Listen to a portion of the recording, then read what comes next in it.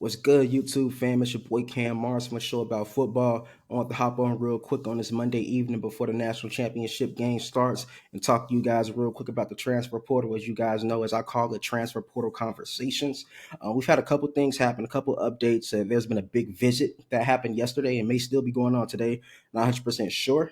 And also Miami and their quarterback situation. There may be some things evening out. We may be some things coming into the clear for them. But I want to start off with that visit, and that is Quinshon Judkins, the former Ole Miss running back who entered the portal about a week ago.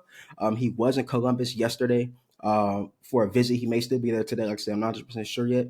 But that's big news. It's very big news for Ohio State. Ryan Day is in a position where he kind of has to win, and he has to win it all, or at least get back to the playoff. And well, first off, he has to start by beating Michigan again. So he has a lot of things on his plate going into this next year. And Quinshon Judkins is definitely somebody who can help him get to where he wants to get to.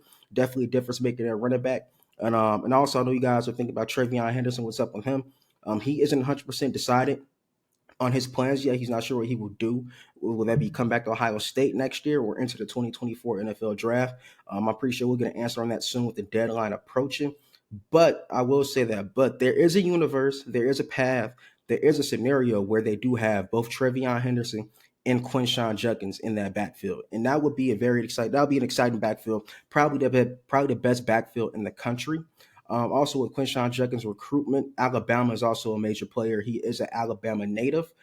He did not get he wasn't really recruited heavily by them in high school. Went to Ole Miss, but he does have a chance to get back to Bama. And usually when players get to Alabama for a visit, when they get that offer, it's kind of hard to say no to Nick Saban and everything he's done, and also what he produces at the running back position.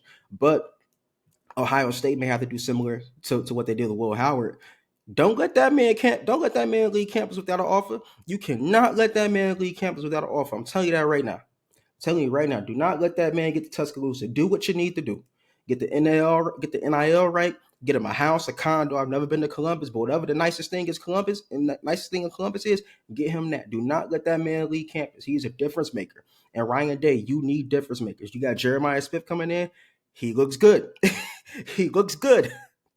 But if you get Quinshon in the backfield, TreyVeon Henderson, that is really good. And that will also help out Will Howard. So take some of the pressure off Will Howard, give him a dynamic backfield. So Ohio State fans, there is a path, there is a way where you have Quinshon and TreyVeon. And if you don't get TreyVeon back, you still may have Quinshon Judkins, who is a difference maker at the position. He can carry the load by himself. You also have Dallin Hayden to help out as well. So there's a lot of opportunity for Ohio State. You guys may, you may have a double trouble in that backfield. So we'll see on that.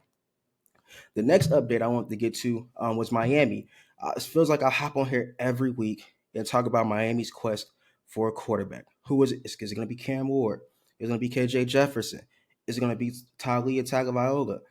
Is it going to be Ja'Cory Brown, the incumbent? Who is it going to be? We don't know. Well, guess what, guys? Today we may have gotten an answer on who Miami's quarterback of 2024 may be. And I hope I don't butcher his last name, but here we go. His name is Reese Poffenbarger. I believe how you say it. Reese Poffenbarger, who is a transfer from the FCS level at Albany.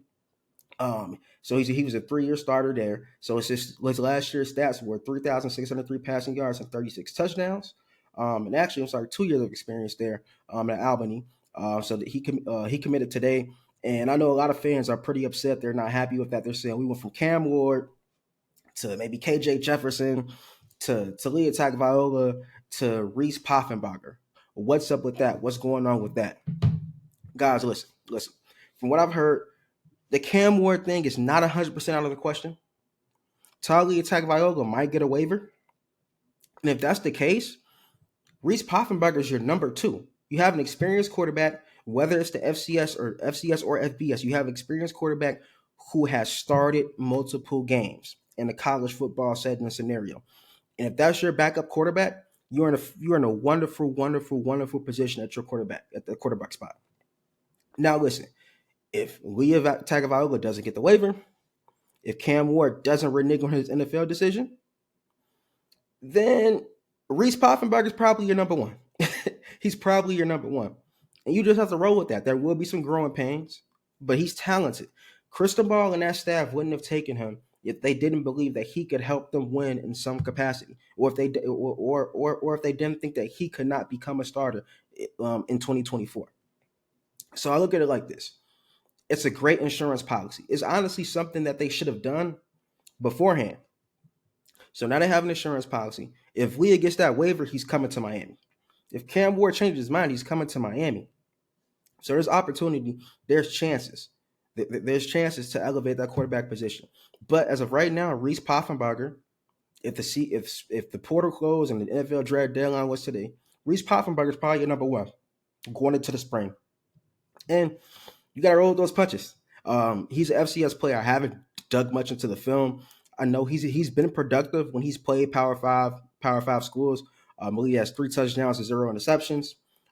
So he has a little bit of experience in the Power Five. Like I said, if he is a starter, the first couple games of the year, he'll make some mistakes and he'll make some good plays.